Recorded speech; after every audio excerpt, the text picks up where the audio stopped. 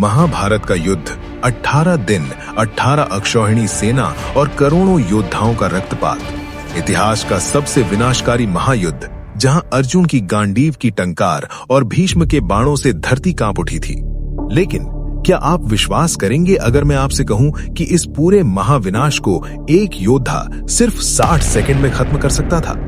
न वो सर्वश्रेष्ठ धनुर्धर अर्जुन था, न सूर्यपुत्र कर्ण और न ही इच्छा मृत्यु प्राप्त भीष्म पितामह। वो एक ऐसा वीर था जिसकी एक हुंकार से ही कौरव सेना के शस्त्र हाथों से छूट सकते थे। उसके पास ऐसी शक्ति थी कि वो अकेला ही पूरी दुनिया को जीत सकता था। लेकिन इससे पहले कि वो कुरुक्षेत्र की भूमि पर अपना पहला कदम रखता, स्वयं तीनों लोकों के स्वामी भगवान श्री कृष्ण को उसके सामने हाथ फैलाने पड़े, उसे रोकना पड़ा। आखिर कौन था वो महायोद्धा जिससे त्रिलोकी नाथ भी घबरा गए, जिसके पास ब्रह्मास्त्र से भी घातक शस्त्र थे? आज हम इतिहास के पन्नों में दबी उस महाबली की गाथा शुरू करने जा रहे हैं, जिसे दुनिया आज हारे का सहारा और शीश के दानी के नाम से पूजती है। ये कहानी है भीम के पौत्र और घटोत्कच के पुत्र वीर बर्बरीक की। अपनी कुर्सी की पेटी बांध लीजिए, क्योंकि अगले कुछ मिनटों में आपको वो सच पता चलेगा जो टीवी सीरियल वाली महाभारत में कभी नहीं दिखाया गया। ये उस दौर की बात है जब पांडव अपना वनवास काट रहे थे। महाबली भीम का विवाह राक्षसी हिडिंबा से हुआ था और उनके पुत्र थे मायावी घटोत्कच। घटोत्कच का विवाह दैत्यराज की कन्या मोरवी से हुआ, जो सुंदरता और वीरता की प्रतिमूर्ति थी। इन्हीं दोनों के संयोग से एक ऐसे बालक का जन्म हुआ जिसके तेज से प्रसूति गृह भी रोशन हो उठा। जन्म के समय उसके बाल शेर के अयाल की तरह ऊपर की ओर घुंघराले थे, इसलिए ऋषियों ने उसका नाम रखा बर्बरीक। जरा सोचिए, जिस बालक की रगों में दादा भीम का असीम बल और पिता घटोत्कच की मायावी शक्तियां दौड़ रही हों, वो साधारण कैसे हो सकता था? उसकी मां मोरवी ने उसे बचपन से ही शस्त्र और शास्त्र दोनों की शिक्षा दी। उन्होंने उसे सिखाया, पुत्र, शक्ति का होना बड़ी बात नहीं है, शक्ति का प्रयोग कब और किसके लिए करना है, ये जानना बड़ी बात है। याद रखना, तुम्हारा बल हमेशा धर्म और कमजोरों की रक्षा के लिए होना चाहिए। बर्बरीक बचपन से ही अद्भुत थे। जो धनुष बड़े बड़े योद्धा नहीं उठा पाते थे, उसे वो खेल खेल में तोड़ दिया करते थे। लेकिन बर्बरीक सिर्फ अपने कुल की शक्ति पर निर्भर नहीं रहना चाहते थे। उन्हें पता था कि आने वाला समय बहुत कठिन है और धर्म की रक्षा के लिए उन्हें दिव्य शक्तियों की आवश्यकता होगी। अपनी मां की आज्ञा लेकर किशोर अवस्था में ही बर्बरीक ने घर त्याग दिया और घोर जंगल में चले गए। वहां उन्होंने आदि शक्ति मां कामाख्या और त्रिपुर सुंदरी सिद्धांबिका की कठोर तपस्या शुरू की। वर्षों तक अन्न जल त्याग कर, कभी अग्नि के बीच तो कभी बर्फीले पानी में खड़े होकर उन्होंने मां का ध्यान किया। उनकी भक्ति और निष्ठा इतनी अटूट थी कि अंततः मां आदि शक्ति को प्रकट होना ही पड़ा।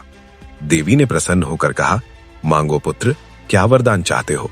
बर्बरीक ने हाथ जोड़कर कहा, मां, मुझे ऐसा शस्त्र दीजिए जिससे मैं पल भर में धर्म के शत्रुओं का नाश कर सकूं और जो कभी विफल न हो। तब मां ने उन्हें 3 ऐसे दिव्य बाण दिए जो देखने में साधारण थे, लेकिन उनकी शक्ति ब्रह्मांड को हिला सकती थी। इन्हें 3 अभेद्य बाण कहा जाता था। मां ने कहा, पुत्र, ये 3 बाण ही तुम्हारे लिए पूरी सेना के बराबर हैं। इनका प्रयोग सोच समझ कर करना, क्योंकि एक बार तरकश से निकलने के बाद ये अपना लक्ष्य भेद कर ही लौटेंगे। अब आप सोच रहे होंगे कि सिर्फ 3 तीर? अर्जुन के पास तो हजारों तीरों से भरे अक्षय तरकश थे। कर्ण के पास भार्गव अस्त्र था। फिर ये 3 तीर 60 सेकंड में युद्ध कैसे खत्म कर सकते थे? यही तो वो रहस्य है जिसे जानकर श्री कृष्ण भी चिंतित हो गए थे। ध्यान से सुनिए इन 3 तीरों की कार्यप्रणाली। पहला तीर, जब बर्बरीक पहला तीर चलाते तो वो तीर जाकर उन सभी लोगों या वस्तुओं को चिन्हित कर देता था जिन्हें बर्बरीक बचाना चाहते थे। उन पर एक अदृश्य सुरक्षा कवच बन जाता था। दूसरा तीर, ये तीर उन सभी शत्रुओं को चिन्हित कर देता था जिन्हें बर्बरीक मारना चाहते थे। और तीसरा तीर, और जैसे ही तीसरा तीर कमान से छूटता, वो दूसरे तीर द्वारा चिन्हित सभी शत्रुओं का एक साथ एक ही पल में संहार कर देता था और वापस बर्बरीक के तरकश में लौट आता था। इसका मतलब था कि बर्बरीक को बार बार तीर चलाने की जरूरत ही नहीं थी। वो एक जगह खड़े होकर तय कर सकते थे कि पूरी कौरव सेना में किसे जीना है और किसे मरना है। उनके पास अजय होने का वरदान था। इधर कुरुक्षेत्र के युद्ध की घोषणा हो चुकी थी। बर्बरीक ने अपनी मां से युद्ध देखने जाने की आज्ञा मांगी। मां मोरवी जानती थी कि उनका पुत्र अजय है, लेकिन फिर भी एक मां का दिल घबरा रहा था। उन्होंने बर्बरीक से एक ऐसा वचन ले लिया जिसने पूरी महाभारत का रुख ही बदल दिया। क्या था वो वचन? और जब ये अजेय योद्धा कुरुक्षेत्र के रास्ते में पहुंचा तो भगवान कृष्ण ने उसका रास्ता क्यों रोका? कैसे एक ब्राह्मण के भेष में कृष्ण ने बर्बरिक की परीक्षा ली? ये सब हम जानेंगे इस महागाथा के दूसरे भाग में, जहां बर्बरिक की शक्ति का सामना होगा कृष्ण की लीला से। एक भी पल मिस मत कीजिएगा, क्योंकि असली खेल तो अब शुरू होगा। बर्बरीक कुरुक्षेत्र के लिए निकलने ही वाले थे कि उनकी मां ने उन्हें रोक लिया। मां मोरवी जानती थीं कि उनका पुत्र अजेय है, लेकिन उन्हें डर था कि कहीं उसकी शक्ति अधर्म का साथ ना दे दे। उन्होंने बर्बरीक से एक अंतिम वचन मांगा। उन्होंने कहा, पुत्र, तुम युद्ध में जा रहे हो, पर वादा करो कि तुम हमेशा उसी पक्ष से लड़ोगे जो हार रहा होगा। तुम कभी बलवान का साथ नहीं दोगे, बल्कि हमेशा हारे का सहारा बनोगे। बर्बरीक ने बिना सोचे समझे अपनी मां को यह वचन दे दिया। उन्हें क्या पता था कि यही एक वादा उनकी मृत्यु का कारण बनेगा। यहीं से जन्म हुआ उस जयकारे का जो आज करोड़ों भक्त लगाते हैं, हारे का सहारा बाबा श्याम हमारा। बर्बरीक अपने 3 तीरों और नीले घोड़े के साथ निकल पड़े। उधर कुरुक्षेत्र में श्री कृष्ण को आभास हो गया कि एक ऐसी शक्ति युद्ध की ओर बढ़ रही है जो पांडवों की जीत को हार में बदल सकती है। श्री कृष्ण ने एक बूढ़े ब्राह्मण का भेष धरा और बर्बरीक के रास्ते में खड़े हो गए। जब बर्बरीक वहां पहुंचे तो ब्राह्मण ने उनका मजाक उड़ाना शुरू कर दिया।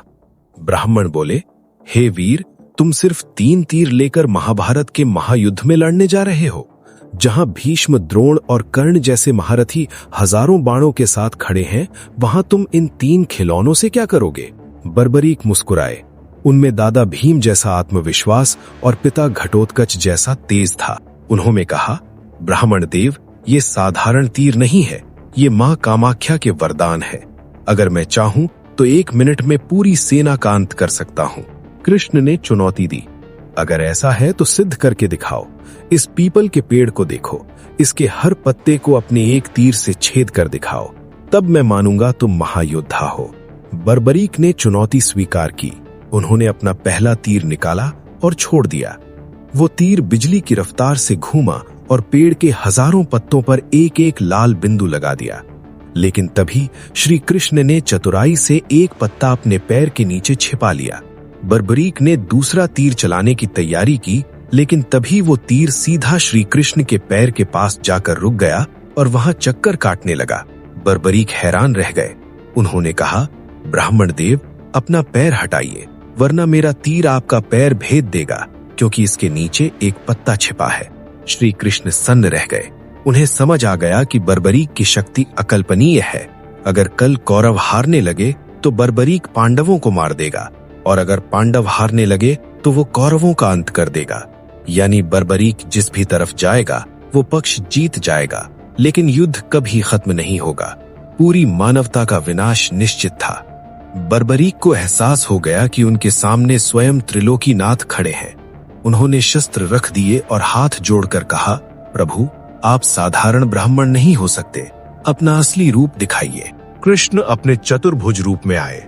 उन्होंने बर्बरीक को समझाया कि तुम्हारी शक्ति धर्म की जीत में सबसे बड़ी बाधा बन सकती है। कलयुग के आने वाले संकटों और कर्मों के जाल को सुलझाने के लिए तुम्हारा इस युद्ध से दूर रहना जरूरी है। यही वो समय है दोस्तों, जब कृष्ण ने बर्बरीक को नाम जप और आंतरिक शांति का महत्व समझाया। उन्होंने बताया कि असली शक्ति शस्त्रों में नहीं, बल्कि मन की शुद्धि और ईश्वर के नाम में है। आज हम कलयुग में हैं और हमारे पास बर्बरीक जैसी शारीरिक शक्ति भले ना हो, लेकिन कृष्ण का दिया हुआ वो नाम जप का हथियार आज भी हमारे पास है। इसीलिए हम bhaktijap.lovable.app पर हजारों भक्तों को जोड़ रहे हैं, ताकि हम मिलकर अपनी आत्मा को मजबूत कर सकें। कृष्ण ने कहा, बर्बरीक, युद्ध के आरंभ से पहले मुझे एक महान योद्धा की बलि चाहिए। क्या तुम मुझे वो दान दोगे? बर्बरीक ने हंसते हुए कहा, प्रभु, मेरा जीवन आपके चरणों में है, मांगिए, क्या चाहिए? कृष्ण ने जो मांगा उसे सुनकर पूरी सृष्टि कांप उठी। उन्होंने मांगा बर्बरीक का कटा हुआ सिर। एक पल के लिए सन्नाटा छा गया। भीम के पौत्र ने पलक भी नहीं झपकाई। उसने तलवार निकाली और अपना शीश काटने के लिए तैयार हो गया। लेकिन उसने एक अंतिम इच्छा रखी, एक ऐसी इच्छा जिसने उसे अमर बना दिया। क्या थी वो अंतिम इच्छा? बर्बरीक का कटा हुआ सिर पहाड़ी पर बैठकर कैसे पूरा युद्ध देख रहा था। और अंत में बर्बरीक ने पांडवों के अहंकार को कैसे तोड़ा, ये सब हम जानेंगे इस महागाथा के अंतिम भाग पार्ट 3 में। तैयार रहिए क्योंकि क्लाइमैक्स आपको रुला देगा। कल्पना कीजिए उस दृश्य की। एक 18-19 साल का युवक जिसके पास ब्रह्मांड को जीतने की शक्ति थी, वो बिना किसी झिझक के अपना ही सिर काटकर भगवान के चरणों में अर्पित कर देता है। ये इतिहास का सबसे बड़ा दान था, शीश का दान। लेकिन सिर कटने के बाद भी बर्बरीक के प्राण नहीं निकले। उन्होंने कृष्ण से अपनी अंतिम इच्छा दोहराई, प्रभु, मैंने कुरुक्षेत्र की इस पावन भूमि पर धर्म की स्थापना के लिए अपना शीश दिया है। मेरी बस एक ही इच्छा है कि मैं अपनी आंखों से इस पूरे धर्म युद्ध को देखना चाहता हूं। श्री कृष्ण ने उनकी इस निस्वार्थ भक्ति को देखकर उनके कटे हुए शीश को अमृत से सींच दिया और उसे एक ऊंची पहाड़ी पर स्थापित कर दिया।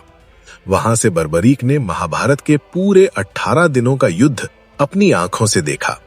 उन्होंने देखा कि कैसे बड़े बड़े सूरमा गिरे और कैसे अंत में धर्म की विजय हुई। जब 18वें दिन युद्ध समाप्त हुआ तो पांडवों के मन में अहंकार यानी ईगो आ गया। भीम कहने लगे, मेरी गदा ने दुर्योधन को मारा इसलिए हम जीते। अर्जुन कहने लगे, मेरे गांडीव ने सबको ढेर किया। विवाद बढ़ता देख वो सब पहाड़ी पर बर्बरीक के पास पहुंचे, क्योंकि बर्बरीक ने पूरा युद्ध शुरू से अंत तक देखा था। युधिष्ठिर ने पूछा, पुत्र, तुम बताओ, इस युद्ध की जीत का असली श्रेय किसे जाता है? बर्बरीक के कटे हुए सिर ने जो जवाब दिया, उसने पांडवों का घमंड चकनाचूर कर दिया। बर्बरीक बोले, पूरे युद्ध में मुझे ना अर्जुन का गांडीव दिखा, ना भीम की गदा। मुझे तो बस हर तरफ भगवान कृष्ण का सुदर्शन चक्र घूमता हुआ दिखा, जो अधर्मियों का नाश कर रहा था, और महाकाली का खप्पर दिखा, जो रक्तपान कर रहा था। ये जीत सिर्फ और सिर्फ कृष्ण की नीति और उनकी शक्ति की है। दोस्तों, यही वो सच है जो आज हमें भी समझना है। हमें लगता है कि हम अपनी मेहनत से सब कर रहे हैं, लेकिन असल में उस ईश्वर की मर्जी के बिना एक पत्ता भी नहीं